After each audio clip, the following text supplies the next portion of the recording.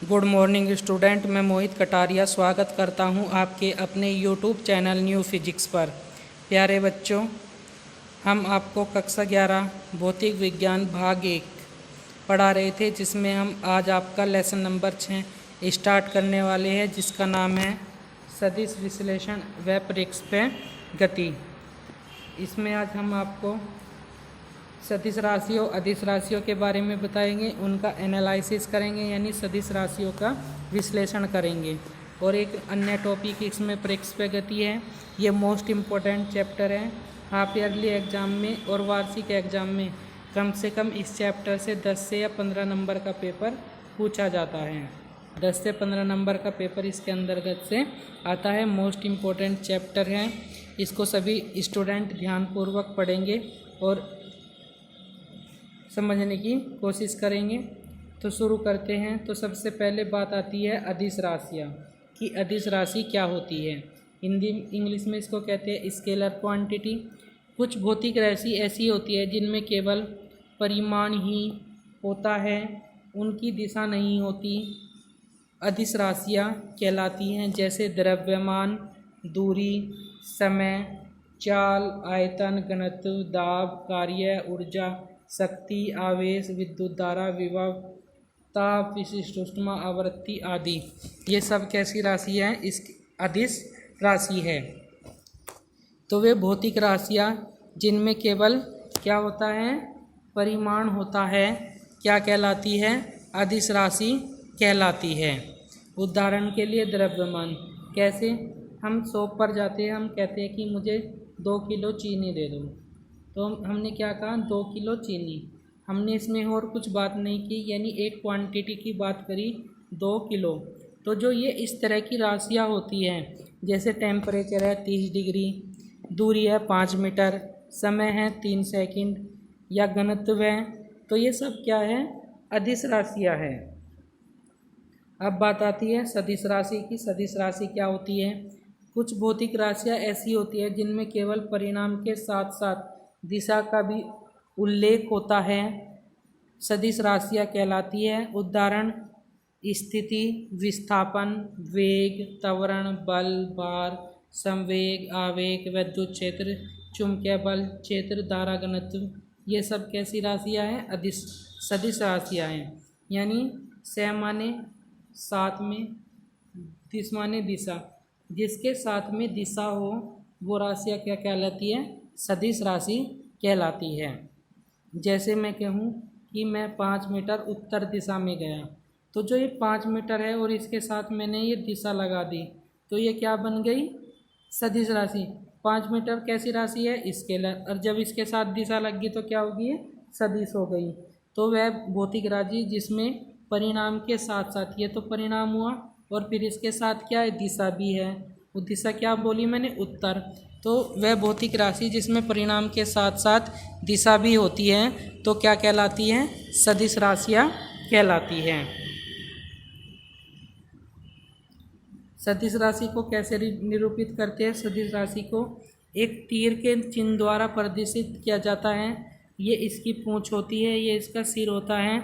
जिधर सिर होता है वही बताता है कि उस किसी की दिशा किस तरफ है। जैसे मैंने ये दिशा ऐसे बना दी तो ये नॉर्थ की तरफ है, ऐसे बना दी पश्चिम की तरफ है, ऐसे बना दी ईस्ट की तरफ है। तो जो ये तीर का चिन्ह है, यही हमें दिशा का क्या कराता है? ज्ञान कराता है। अब कुछ संबंधित वेक्टर, इंग्लिश में सदिश राशि को वेक्टर बोलते हैं, जो अक्सर हम यूज करते हैं वेक्टर क्वांटिटी। अक्सर सदिश कम यूज किया जाता है, वेक्टर वर्ड ज़्यादा यूज किया जाता है। तो अगर एक स्केलर होता है, स्केलर को हम अदिश कहते हैं और वेक्टर को हम सदिश कहते हैं। तो सदिश बहुत कम यूज होता है, लेकिन अधिकतर वर्ड वेक्टर का बहुत यूज किया जाता है, वेक्टर वर्ड का। तो ध्यान रखेंगे कि वेक्टर हम किसको कह रहे हैं और स्केलर हम किसको कह रहे हैं। तो जो वेक्टर होते हैं वो कई प्रकार के होते हैं। जैसे नंबर 1 समान सदिश, दो या दो से अधिक ऐसे सदिश जिसका परिमाण और दिशा दोनों समान हो, उसे समान सदिश कहते हैं। जैसे ये एक वेक्टर है और ये एक वेक्टर भी है, तो दोनों का परिणाम और दिशा कैसी है? समान है। तो ये दोनों सदिश क्या हो जाएंगे? समान सदिश हो जाएंगे। यानी वेक्टर ए बराबर वेक्टर बी। विपरीत सदिश, ऐसे सदिश जिनका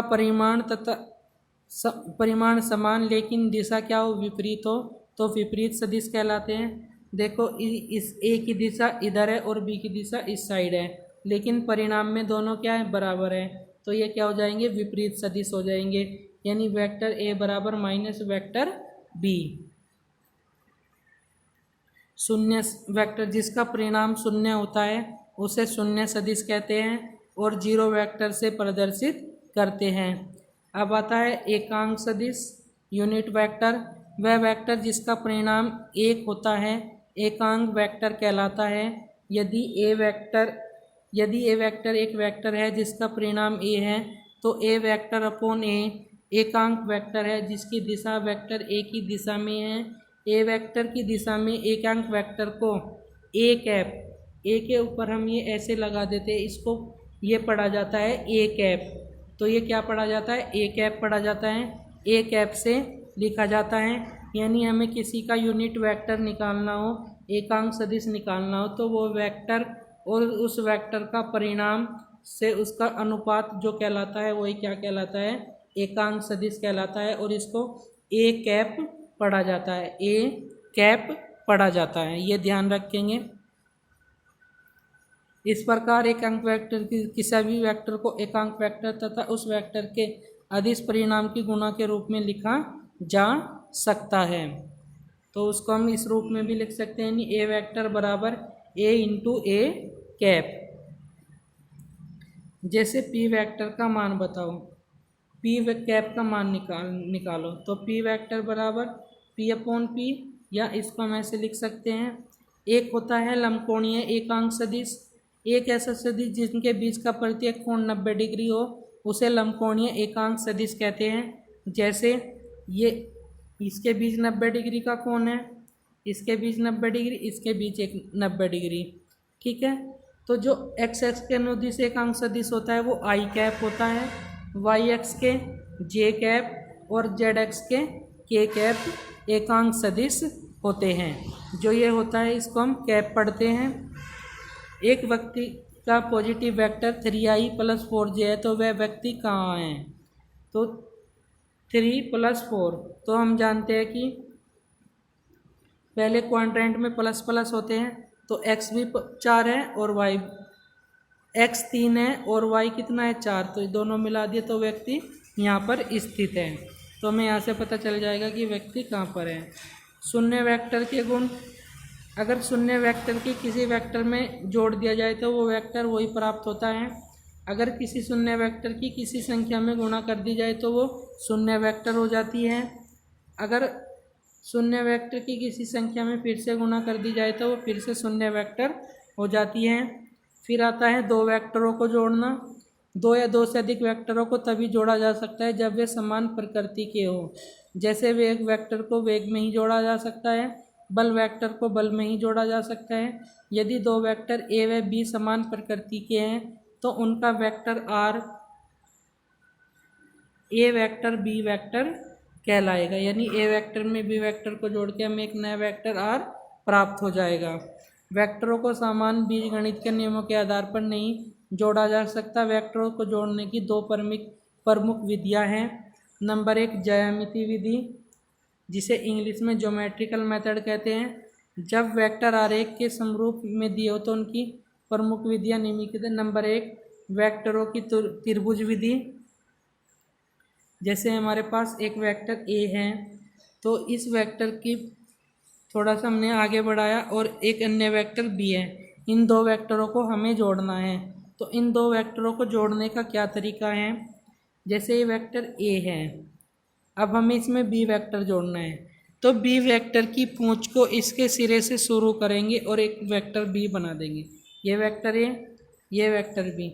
अब क्या करेंगे, जो बी वेक्टर का सिरा है उसके सिरे को इसकी पूंछ से मिला देंगे तो हमें एक वेक्टर आर मिल जाएगा। तो ये ए प्लस बी के बराबर होगा, यानी एक vector A plus vector B का योग के बराबर होगा। यानी हमें कोई भी वेक्टर निकालना हो तो हम इस फॉर्मूले से दो वेक्टरों का योगफल निकाल सकते हैं। जैसे ये वेक्टर दे रखा, इसकी पूंछ को, फिर हमने ये वेक्टर भी है, इसकी सिरे से इसकी एक पूंछ, इसके पूंछ को फिर इसके सिरे से इसकी पूंछ को मिला दिया, तो दोनों का योगफल इस तरह से। यानी वेक्टर कैसे भी दिया हो उनको हम यहाँ पर जोड़ सकते हैं। तो ये वेक्टरों को जोड़ने की क्या है, त्रिभुज विधि है। इसमें लिखा हुआ भी है कि दो वेक्टरों को जोड़ने की त्रिभुज विधि चित्र में समझाई गई है। माना कि दो वेक्टर ए व बी हैं जिन्हें जोड़ना है। इसके लिए सबसे पहले वेक्टर ए खींचते हैं, फिर वेक्टर ए के बाण ग्रह से प्रारंभ करके वेक्टर बी खींचते हैं, अंत में एक ऐसा वेक्टर आर खींचते हैं जो वेक्टर ए के प्रारंभिक सिरे से प्रारंभ होकर वेक्टर बी के बाण ग्रह पर समाप्त होता है। Vector R vector A B का योग होगा तो वेक्टर आर बराबर vector A plus vector B. चित्र ए से चित्र बी से आ जाएगा वेक्टर आर डैश बराबर vector B plus vector A. अतः वेक्टर आर बराबर वेक्टर ए डैश होगा या ए प्लस बी बराबर बी प्लस ए होगा। इससे स्पष्ट है कि वेक्टरों का योग क्रम विनिमय नियम का पालन करता है। यानी अगर हम वेक्टर ए में वेक्टर बी जोड़ दे तब भी मान वही आएगा, या वेक्टर बी में वेक्टर ए जोड़ दे तो तब भी मान समान आएगा। तो ये होता है क्रम विनिमय नियम। दूसरी विधि है समांतर चतुर्भुज विधि। ये आपको कल समझाई जाएगी कि समांतर चतुर्भुज विधि कैसे होती है। तो ये होती है त्रिभुज विधि जो मैंने बताई। जैसे कोई वेक्टर ए है, इसको जोड़ना है वेक्टर बी में, तो इसके बाण के सिरे से प्रारंभ करके एक वेक्टर और खींचेंगे, फिर जो वेक्टर ए है इसकी पूंछ को दूसरे वेक्टर के सिरे से मिला देंगे, तो यही हमें रिजल्टेंट वेक्टर देगा vector A plus vector B. तो वीडियो समझ में आई हो तो वीडियो को लाइक करना, शेयर करना, कमेंट करना, और जो चीज़ें क्लियर नहीं है वो आप कमेंट बॉक्स में पूछ सकते हैं, जो भी जहाँ भी प्रॉब्लम आए। और जब इस वीडियो को एक दो बार ज़रूर देखना जिससे सारी चीज़ें आपकी क्लियर हो जाएं। तो आज की वीडियो में इतना ही। वीडियो अच्छी लगी तो वीडियो को लाइक करना, शेयर करना।